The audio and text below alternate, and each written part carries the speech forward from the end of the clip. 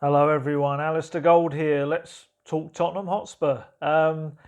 It's been another very interesting few days in the reign of Jose Mourinho. Certainly, yeah, feels very different, doesn't it? I think that's probably the best way to say it. Back-to-back wins, certainly can't complain about that. Trying to think how far back the last back-to-back wins were. It would have been certainly a while ago. Very mixed performance, obviously. Anyone that was there and anyone that watched it be well aware of that. First half, absolutely horrendous. Probably up there, maybe worse or as bad as anything that's happened in the Pochettino era. Well, certainly, you know what I mean, this year. That first half was dreadful. There's a real lack of invention at the back. They just looked awful. I don't know whether it's... Well, I'm sure Jose Mourinho wouldn't have come into the club and thought there was a quick fix for that defence, because if he did, and I'm sure he's too experienced to think that, he'll have come in and been absolutely stunned, because I don't know whether it's a confidence thing, putting Dyer in front of it was going to be an effective screen, you thought, to kind of fix it, but while they've been free-flowing, scoring goals at the front, eventually in matches, what we had now, we had 3 against West Ham, 4 against Liverpool, 7 goals. I can count 7 goals in 2 games. They've also conceded 4 as well. It's a very, very brittle-looking defence, and number of factors to it. Obviously, I'd say right now is you've got Danny Rose, who's very much out of form. I do hope we one day see the old Danny Rose, but it's just, I do worry. I think it's been too long now since we last saw him at the top of his game. I do wonder whether he's going to be able to get back there or not. Hope he does, because on his day he was a wonderful player. But just at the moment, he seems to have a mistake in him almost every game. And the one on Tuesday night was a bit of a shocker, just an aimless kind of flick to nobody in particular. And obviously they broke and scored. And then you've got... I still have never quite liked the Alderweireld-Sanchez partnership, because for me, both good players, very good players. I think the problem comes in the balance, in that neither of them really like playing on the left-hand side of the two, both right-footed. Pochettino played Sanchez there, and Sanchez always looked, I felt, a little bit ropey on the left-hand side. Mourinho's come in and he's felt, which is understandable, that the experienced guy, the two should maybe go on that left-hand side and be slightly out of his comfort zone. And I think Alderweireld's looked ropey there. Lost his man for the second goal, although it was more a set-piece thing than a positional kind of in the flat-back 4 look. But it's not working. It's not working. It'd be interesting to see whether Vertonghen, if he's fully fit, comes back in at the weekend. Because balance-wise, it just doesn't work, that pairing. I'm sure he'll maybe have a look at some other ones where the Foyth comes in as well. But again, that's another right footer. I'm trying to think. I'm feeling when he played with Alderweireld, Foyth. I'm trying to remember if he played on the right or left. I'm feeling he's done both roles. But yeah, to cut all of the waffle short, defence is just not good enough at the moment. And for a Mourinho team, we know he likes his defences to be absolutely rock solid. We've seen that over the years. The lack of goals conceded by his team, certainly before his United era, and he will want to fix that as soon as possible. Pochettino's defences, up until 2019 were pretty great as well. If you look, I remember they, for certainly 1, maybe 2 years, had the best defensive record in the league. I think one of them was joint one year. They were very stingy. Pochettino was a former central defender himself, so I think that hurt him just as much this year, to see a kind of a defence that wasn't quite working. Obviously, we've said before about whether Alderweireld and Vertonghen, certainly early this season, looked ropey as well. Whether that partnership is now kind of ageing slightly, we'll find out under Mourinho, because he likes more experienced defenders from kind of what we've seen over the years. So it'll be interesting to see the two of those do reunite, whether they look any better or not with slightly different tactics in the Mourinho era.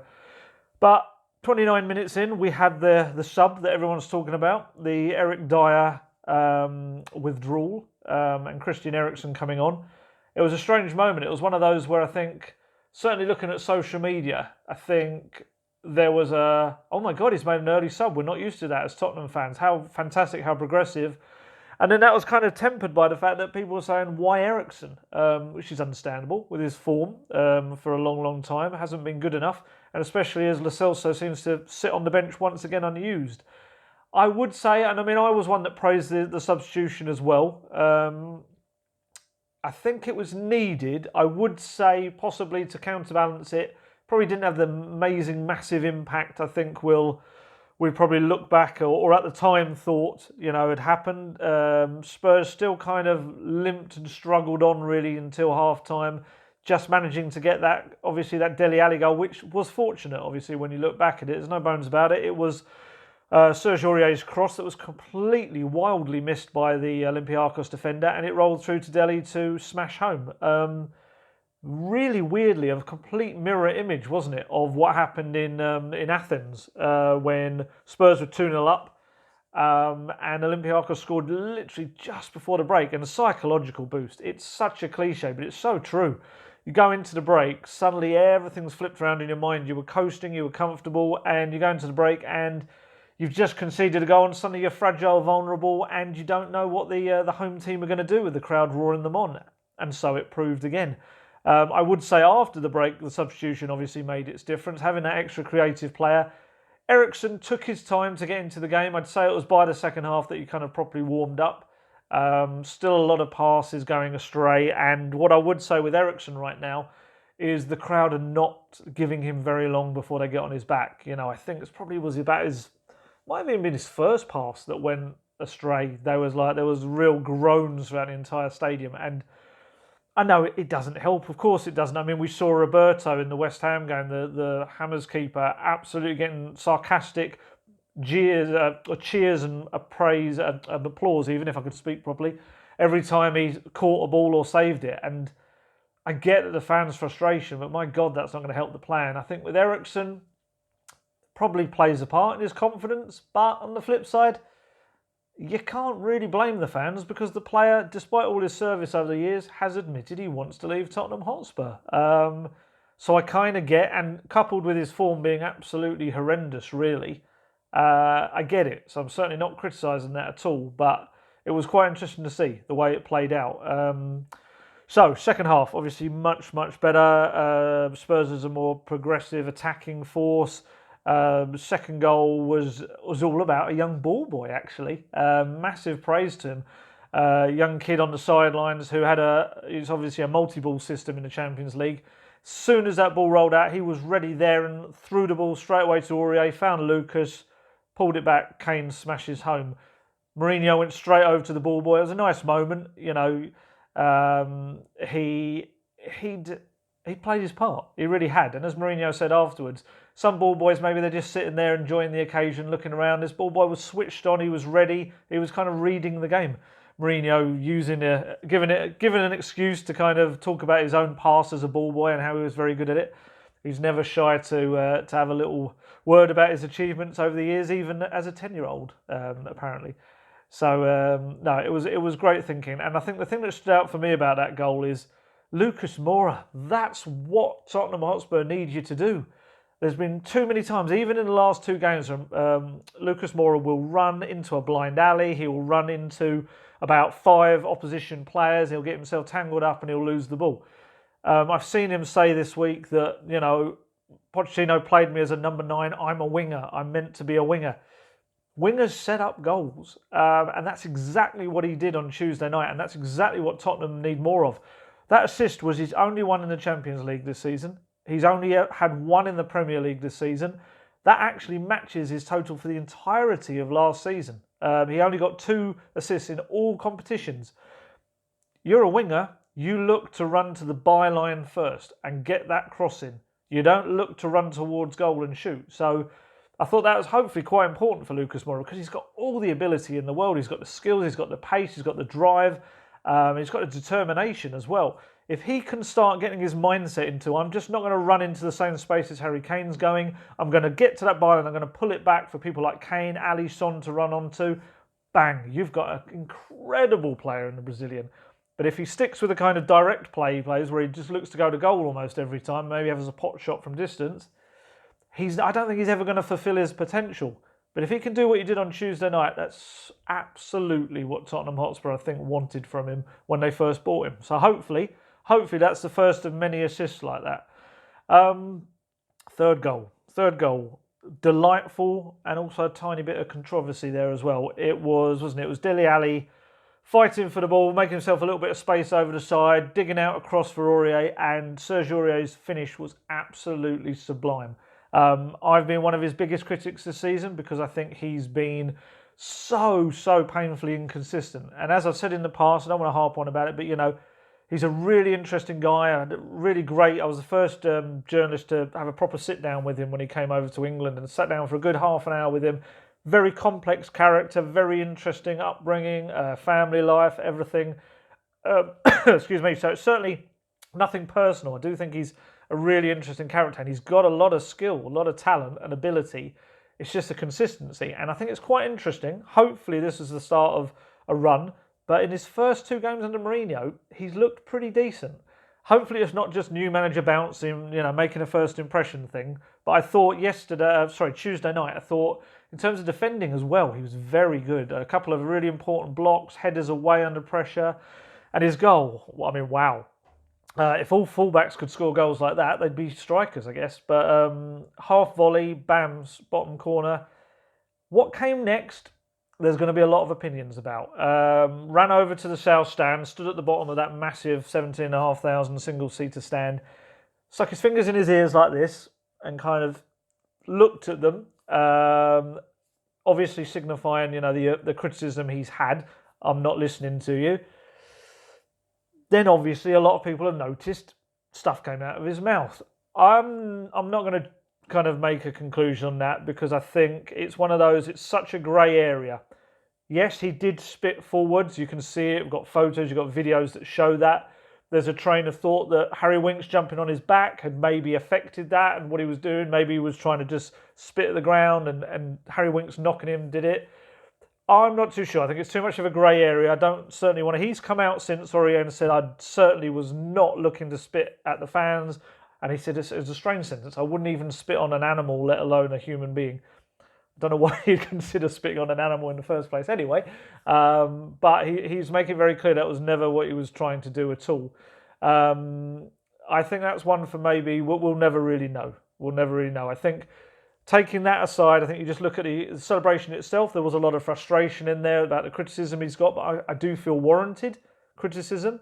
And it was very interesting. He went straight away on social media and he posted up that images of him with his fingers in his ears, and underneath did kind of like the shush emoji as well, as in shut up, all you critics.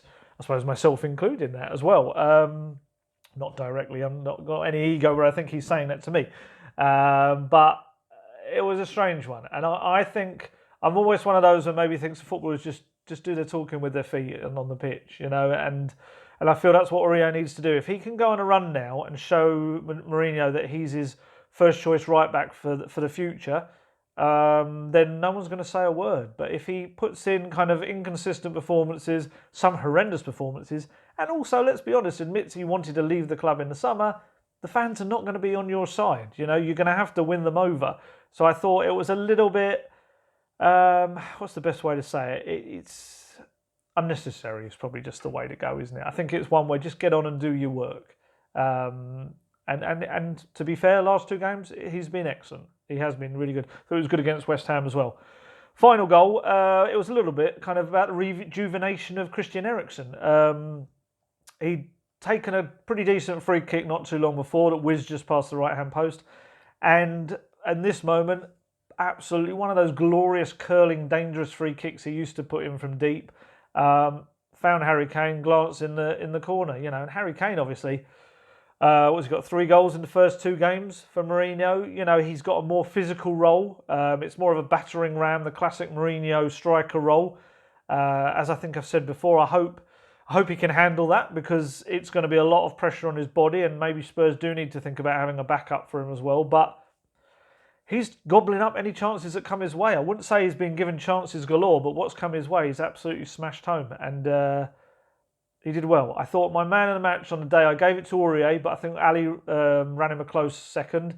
I thought Ali was really, really good again. If anyone's massively benefited, which is ironic because Dele Alli was so upset at Pochettino going. I was at the press conference on Monday, and Dele was properly, he was emotional. You could see, he was one of those players that went around Pochettino's house on the morning after his sacking, and he admitted he was very, very upset by it all. He had to go and talk to him straight away. But strangely, well, we know how much Pochettino did for Dele. There's no denying that, and Dele said that himself. But it's quite interesting to see. I think he was starting to improve in the weeks before Pochettino went. But under Mourinho, it's just like that little, maybe it's confidence. Maybe it's trying to impress, as we said with Aurier. But Dele's been superb. Absolutely fantastic. What we've got goals, assists, everything's come back into his game.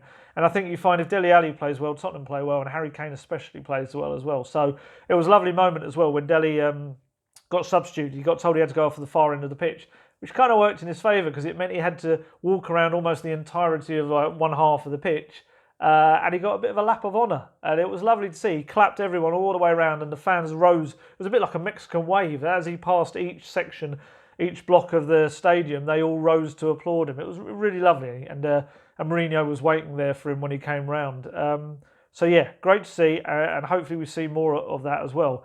And we also have the interesting scenario now where Tottenham, the only English team I think, have already qualified for the knockout stages.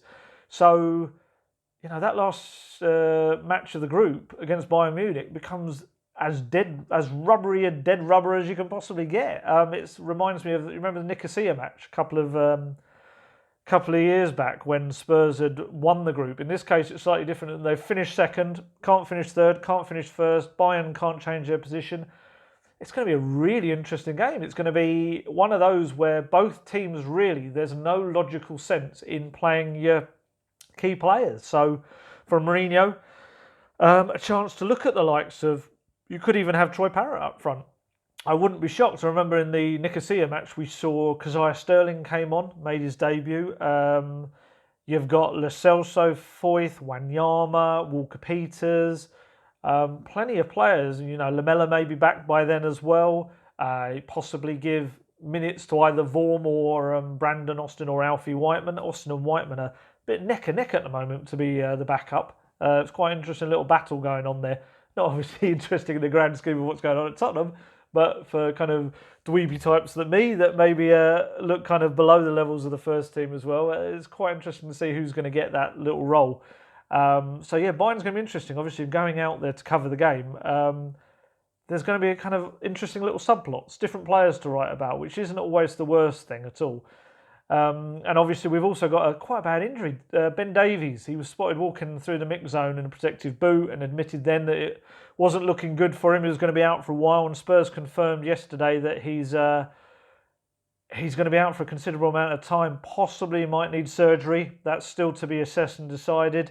Spurs always, for some reason, leave the surgery, don't they? They seem to have this habit of, let's see if it heals naturally and then surgery is the last resort, which obviously I don't know much about it. That may be the best way to go about things, but it just seems to be a common theme with Spurs. And then often the player, maybe it's just misfortune, ends up needing that surgery and then they're out for even longer. So Davies going out leaves an interesting question of what comes next in the left-back slot, because I kind of felt, especially with the West Ham selection, that perhaps Davies was going to be the first choice left-back for Mourinho, because you might have noticed already he seems to allow one fullback to have an attacking role, and the other one sits there and almost tucks in as a third centre back, as a left-sided centre back. So for Davies, it kind of is perfect because he doesn't have to get up the pitch, and we know he can play as a centre back. He's done it for Spurs, done it for Wales, plenty of time in a back three, and it lets Aurier bomb on down the right. But then you kind of have the issue if he's out. I don't think Rose is the natural fit for Mourinho, and his form's poor. Sessegnon, you'd hope, would get a chance. Obviously, a role that he played in when he was younger, and he's become more of an attacker in recent years. But Pochettino certainly referred to him as a defender when we asked him about his defenders a couple of weeks back. But then you've got Jan Vertonghen. And if Mourinho does want this left-sided player to be more of a holding fullback who tucks in, Vertonghen fits that also probably better than anyone else, because we know he can play at fullback. Doesn't enjoy it as much as playing at centre-back, But actually, if he's going to sit and not do too much running up and down that left flank, and he tucks in, it could be the perfect role. And that also allows Sanchez to continue to get a run in the team. And obviously the balance is there because Vertonghen's kind of cutting in, stepping inside on the left. So keep an eye on that scenario. I think the left back one's going to be really interesting. Maybe we'll get a sense of what's to come against Bournemouth at the weekend. Let's talk about. I mentioned Troy Parrott. I just want to say it's quite interesting. He played for the youth team the other day. Scored the winning goal against Olympiacos in the UEFA Youth League. He is continuing to train with the first team. Don't be worried that he's been banished to the youth team. He hasn't. He is still training with Mourinho. He was there on the night as well, on Tuesday night. You might have noticed, if anyone had seen, there was footage of them going in the dressing room. He was just standing outside the dressing room door in his kind of plain clothes. He is part still of that first team squad. I think it's just a case of when's right for Mourinho to use him, because that bench is pretty packed at the moment, with all the attacking players barring Lamela fit and ready. But yeah, I wouldn't start worrying. And as people inside the club keep telling me, he's 17 years old. This isn't a 19, 20, 21-year-old that's wasting his career away. He's 17 years old. And I get that. I do get that. Talking of having spoken to people inside the club, could be some potential good news about contracts. From everything I'm hearing, there's a real hope that Toby Alderweireld might end up staying at Tottenham Hotspur. Still to kind of be sorted, and very much will be dependent on finance. But there's been a big swing in terms of Mourinho adores Alderweireld, a player that he wanted to sign for Man U and never was able to. And Alderweireld adores Mourinho. There was some quotes I saw. Christophe Terrer, the Belgian journalist, spoke to Alderweireld in the mix zone and got some very kind of strong quotes from Alderweireld on how grateful he is to have this opportunity to play under Mourinho and how he hopes he'll improve him over time. I think, there were difficulties over his contract. Last time he was offered a contract was January 2018. It was a very good contract, but it wasn't high enough for Alderweireld's representatives. Ever since then, there's been this massive impasse where nothing has happened because it just essentially, his contract was extended, with that option taken up, and it looked like he was just going to run out his contract. But Mourinho's kind of changed things. This is a guy who always wanted Alderweireld, and Alderweireld, this is the other part of it as well, is there was no real interest for Alderweireld in the summer. He had that £25 million clause. Nobody came in for him. The only offer Spurs got came from Roma, which was half of that, less than half of that. So for Alderweireld, it's not quite the options maybe he thought. And I think the option of staying at Tottenham now is a very, very big one on the table for him. Obviously, it depends what Daniel Levy is going to offer, having had his fingers burnt before and having been rejected. But if Mourinho wants the player, that could swing things. So I'd keep an eye on that one. Jan Vertonghen, there were absolutely no offers for him in the summer either. And he's always been one that's wanted to stay. But for him, obviously, he's 32 years old. It's very much about the length of the contract for him, what he can get elsewhere. I think the only club that really are showing interest in him are Inter Milan, as far as I'm aware, as a potential summer move. Inter Milan are pretty well stocked on defenders, so there's no guarantees he's going to go there and be a certain first-team starter either. And I think with Vertonghen, from everything I'm hearing, I think it's hopeful that he might sign a new one. I wouldn't say it's quite as strong as the Alderweireld one, purely because I think the length of that contract is going to be the issue, isn't it? Spurs just don't give long contracts to players in their 30s. Sissoko's probably broke the mould with his 3 years and an option for another year. So yeah, keep an eye on Vertonghen, but he's always been a player that would like to stay at Spurs. So I don't think that's the issue. It's more getting the right length of deal. In terms of Eriksen, I think we all know, the Dane is heading towards the exit. People in Denmark tell me that he wants to leave in January. Whether that's possible is another thing. I asked Jose Mourinho about him on Monday. Yeah, it was Monday, wasn't it? I asked him about Eriksen and whether he'd spoken to him. He said, yes, we have now spoken about his future, but I can't obviously say what's happened, what we spoke about. But then he proceeded the next minute or so to talk in a way that he all but said Eriksen's going. Otherwise, he would have said something more positive. He even spoke about he is committed to us. He will give everything until his last day. it really kind of indicated that the player is going to be heading off. And he said he will make his selections going forward based on the future. He said, I can't lie, that will come into my thinking. And I think it was quite interesting in the very next game, Eriksen wasn't in the team. Came into it. I would say, I think a few fans certainly would maybe think the same way. If Eriksen is heading off and Lo Celso may be the future, why is Lo Celso not the one coming in? Lo Celso can also play in that deeper role. Maybe Mourinho just doesn't know as much about Lo Celso as he does Eriksen, and maybe that's the learning process. Same with Ndombele as well. But yeah, I think we can all safely assume Christian Eriksen is going to be on his way, unless there's a complete lack of interest in him and he falls under Mourinho's spell. I just can't see that happening, and he seems to be the one of the three that's pretty much nailed on to leave the club, which is a shame in one respect because he's given so much, but in the other, he has said he wants a new challenge, a new culture, and yeah, everything from within the club seems to be that he's heading on as well. So just looking ahead, Mourinho's press conference tomorrow. That's going to be a new norm. We're going to see he likes his press conferences to be always the day before or the last possible day in the week before the match. So if it's Saturday or Sunday match, doesn't matter. The press conference will always pretty much be on a Friday afternoon. And as with Pochettino, midweek games will always be the day before. So that's tomorrow. We shall find out his pre-Bournemouth thoughts, any new injuries, anyone back from injury, and always, certainly in the last, he had 4 press conferences so far, 2 pre-match, 2 post-match. He's been in good form. He's been really interesting. He doesn't duck questions.